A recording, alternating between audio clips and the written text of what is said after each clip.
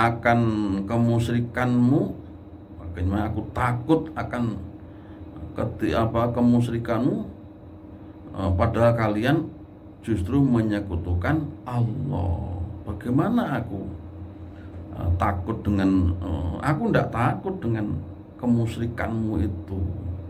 Aku membebaskan diri, tidak mau ikut-ikut kalian. Kami nggak takut. Gitu. Jadi sikap Nabi Ibrahim itu betul-betul tegas di dalam urusan penyembahan. Beliau menyembah Allah, ya. Kalau kaumnya tidak menyembah Allah. Akhirnya Nabi Ibrahim pergi ke Palestina. Kemudian di sana musim paceklik, pergilah ke Mesir. Kemudian kembali lagi ke Palestina. Kemudian mengantarkan istri dan anaknya, istri yang kedua ya, Siti Hajar, dan anaknya yaitu Nabi Ismail ke Makkah, ke daerah Jurhum. Dan ditinggal pergi lagi ya, karena memang seorang dai, seorang penyampai risalah, ya, wirawiri. Di sini orang yang percaya akan janji-janji Allah, hatinya akan tenang. Lah itu kan orang sudah beriman kadang-kadang dia nah itu pas lupa. Ya kalau pas lupa, makanya pentingnya ada majelis ilmu, majelis taklim, pengajian itu, dan mengingatkan itu sebenarnya sudah tahu tapi nggak ingat ya, lupa lagi. Nah, setelah ada tausiah atau pengajian, ingat lagi. Memang manusia tempatnya lupa. Nah itu fa inna dzikra tanfa'ul mu'minin, gitu kan. Wa dzakir, berilah peringatan, karena peringatan itu bermanfaat bagi orang-orang beriman. Alladzina amanu wa amilus solihati tuba lahum. Alladzina utai wong akeh amanu kang iman sapa alladzin, wa amilu lan nglakoni sapa alladzin as-solihati ing ngamal-ngamal soleh, iku tuba bejo banget ya. Lahum kedue alladzin wa husnu ma'abin, lan baguse nggon bali ai marjiin. Jadi orang yang beriman kemudian melakukan kebaikan, maka orang itu bejo ya, beruntung. Tuba itu artinya beruntung sekali, tidak hanya beruntung tapi sangat beruntung. Jadi orangnya kok beriman dan kelakuannya apik, wes pol-polan, katok. Orang yang beruntung sekali yang seperti itu. Karena apa? Kalau kelakuannya baik, apalagi orang beriman, itu kan hidupnya di dalam bimbingan Allah, dibimbing terus, karena yang dikerjakan itu disenangi oleh Allah. Beriman, amalnya bagus, Allah menyukai. Maka tuba bejo banget, wa husnu ma'ab, dan bagus sekali tempat kembalinya, yaitu surga. Kadzalika kaya mengkono, ai kama tegese kaya barang arsalna kang ngutus sapa ingsun al anbiya ing pira-pira nabi qablaka kang sadurunge sira Muhammad. Arsalna uga ngutus sapa kita, sapa Allah ka ing sira fi ummatin ing dalem umat qad kholat kang wis dingin apa umat min qabliha saking sadurunge umat sapa umamun pira-pira umat. Demikian Muhammad, sebagaimana kami telah mengutus para nabi sebelummu, kami mengutusmu untuk suatu umat, yaitu umat Muhammad. Umat Muhammad ini paling lama sampai hari kiamat, semua umat Muhammad. Litat luwa, gunanya kami mengutusmu Muhammad litat luwa, supaya macaake sira, takroa, supaya maca sapa sira alaihim, macaake alaihim ing atase umat, alladzi kang auhaina kang wis paring wahyu sapa ingsun ilaika maring sira Al-Qur'ana, tegese Quran.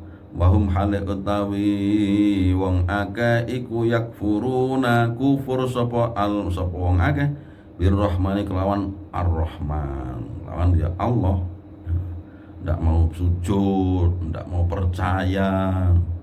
Itu kami utus kamu untuk mereka supaya kamu membacakan wahyu kami, yaitu Al-Qur'an. Ya, karena Kanjeng Nabi sudah tidak ada, penerus-penerusnya adalah orang-orang yang menjadi ulama, melanjutkan dakwahnya Kanjeng Nabi sallallahu alaihi wasallam. Kul dawuhna sira lahum kedue wong-wong kafir, ya Muhammad he Muhammad, huwa utawi ar-Rahman iku Rabbi pangeran ingsun, la ilaha ora ana pangeran iku maujud illa huwa kejaba dheweke Allah, alaihi ing atase Allah tawakkal tu pasrah sapa ingsun, wa ilaihi lan maring Allah matab nggon bali ingsun. Jadi di antara orang-orang yang memperoleh ketenangan, selalu tenang, itu apa? Itu selalu tawakal kepada Allah. Misalnya kepinginannya tidak terkabulkan, tawakal itu adalah pasrah setelah berusaha, pasrah setelah ikhtiar. Misalnya ketika sakit, orang tuanya sakit, diantarlah ke tempat berobat, kemudian disuruh beli obat, kemudian ya pasrah. Kok ternyata belum sembuh, ya memang yang menyembuhkan atau yang tidak menyembuhkan hanya Allah. Adapun obat, dokter, rumah sakit itu kan perantara itu ya belum tentu pasti berhasil, belum tentu pasti sembuh, karena yang menyembuhkan adalah Allah, ya. Nabi Ibrahim juga disebut dalam Al-Quran itu kan namanya wahuwa yasfin gitu kan. Yasfin itu kan Allah yang memberi kesembuhan ketika aku sakit. Jadi ya Allah, memang kita terus menambah ilmu itu supaya hati kita tambah jembar. Oh iya ya. Jadi manusia hidup ini masalah selalu ada, tetapi kalau dingilmoni karena persiapan bekalnya banyak, dia ya tenang saja. Anaknya ada yang baik, ada yang tidak baik, ya yang tidak baik ya diingatkan, kemudian ya samalah mendidiknya, gitu saja. Nggak usah pusing-pusing panjang lebar. Disinilah mitra bersada Allah Subhanahu wa Ta'ala memberi atau menurunkan kitab Al-Quran supaya manusia mengambil faedah dari Al-Quran itu. Misalnya ketika puasa, di situ kan ayatnya kutiba alaikumusyamu kama kutiba alal ladzina min qablikum la'allakum tattaqun. Berpuasalah, mudah-mudahan engkau bertakwa. Kalau Allah itu, kalau firman Allah itu pasti. Berpuasalah maka pasti bertakwa. Kalau puasanya benar, insya Allah ya menjadi orang bertakwa betul. Kemudian diperinci takwa itu apa toh? Nah, takwa itu alladzina yu'minuna bil ghaibi, percaya kepada barang gaib, surga neraka, siratal mustaqim, mizan, kematian dan alam kubur. Nah, seperti itu gaib, barang gaib toh, malaikat Allah. Kemudian wa yuqimunas shalah, mendirikan sholat. Nah, ciri orang bertakwa mendirikan sholat. Nah, dalam tafsirnya ya adalah melaksanakan sholat sesuai syarat dan rukunnya. Syaratnya misalnya menghadap kiblat, memakai pakaian suci, tempatnya suci, berwudu dulu, gitu kan? Dan seterusnya, kalau nggak ada wudu pakai tayamum dan sebagainya. Itu syarat-syarat sebelumnya. Sudah masuk waktu, urung masuk waktu sholat. Aku sholat kapan? Jam 11. Sholat apa? Sholat duhur. Ya orang mancing no jam 11. Nah, harus sudah masuk waktu. Kemudian rukun-rukunnya, rukun sholat itu ada 5 rukun qauli ya. Baca takbiratul ihram, baca Fatihah, baca tasyahud akhir, baca sholawat, kemudian baca salam yang pertama. 5 itu saja rukun qauli.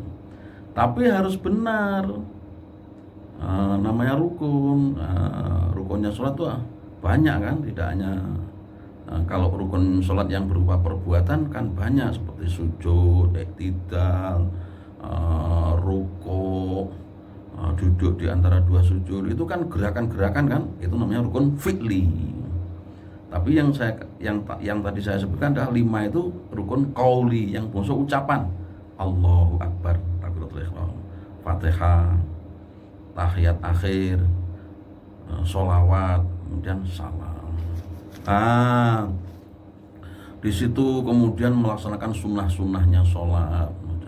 Subhana rabbil azim wa bihamdi, sami Allahu liman hamidah, rabbana lakal hamdu, dan seterusnya. Subhana rabbil a'la wa bihamdi, kama shallaita ala sayyidina Ibrahim ala fil alamin innaka Hamidum Majid. Wah, sampai salam kedua. Itu sunat-sunat itu juga dikerjakan. Wah, itulah orang yang bertakwa. Kemudian wa mimma razaqnahum yunfiqun, bersedekah, kalau wajib namanya berzakat. Orang yang bertakwa itu wal kadziminal ghaidha, orang yang menahan dari marah, wal afina 'anin nas, memaafkan kesalahan orang lain. Wah, ciri-ciri orang bertakwa. Ucapannya bagus, bukan ucapannya manis ya, ucapannya bagus. Bagus itu artinya benar dan menyenangkan. Kalau manis itu kadang-kadang di balik itu ada udang, ada udang di balik batu. Nah, ciri-ciri orang bertakwa itu banyak sekali, dijelaskan dalam Al-Quran, dijelaskan dalam hadis-hadis Kanjeng Nabi, sehingga manakala orang itu bertakwa, dipaskan itu untuk puasa ya, karena ya dengan puasa itu kan lesannya dijaga, perbuatannya dijaga, sing asale oleh karena puasa ndak boleh, kan menjadi orang bertakwa kan. Kalau di luar puasa mungkin lesannya berani mengucapkan yang ndak boleh, perbuatannya. Kalau puasa maka yang didapat hanya lapar, kalau itu tetap dikerjakan kan, lapar dan haus. Ya sudah gugurlah kewajibannya, tetapi derajat takwanya tidak tinggi-tinggi amat. Karena apa? Puasa dengan tidak dia sama saja. Puasa lambene ya bangga ngono, perbuatannya bangga ngono, hanya ndak makan dan minum saja, ya hanya gugur kewajiban. Maksud Allah memerintahkan puasa itu karena tidak makan tidak minum juga menjaga hal-hal yang membatalkan pahalanya puasa. Akhirnya lesannya bagus, perbuatannya wes pokoknya bersedekah, oh tarawih, baca Al-Quran, banyak kegiatan majelis ilmu. Ya akhirnya termasuk orang yang bertakwa tenang, bertakwa betul. Nah, inilah mitra bersada Allah Subhanahu wa taala menurunkan Al-Quran ini supaya manusia itu bahagia. Bahagia, tidak usah susah-susah amal. Nah, demikian, mudah-mudahan Allah selalu membimbing kita, amin, memberi kita umur yang panjang, sehat, amin ya rabbal alamin. Wallahul muwaffiq ila aqwamit thariq. Wassalamualaikum warahmatullahi wabarakatuh.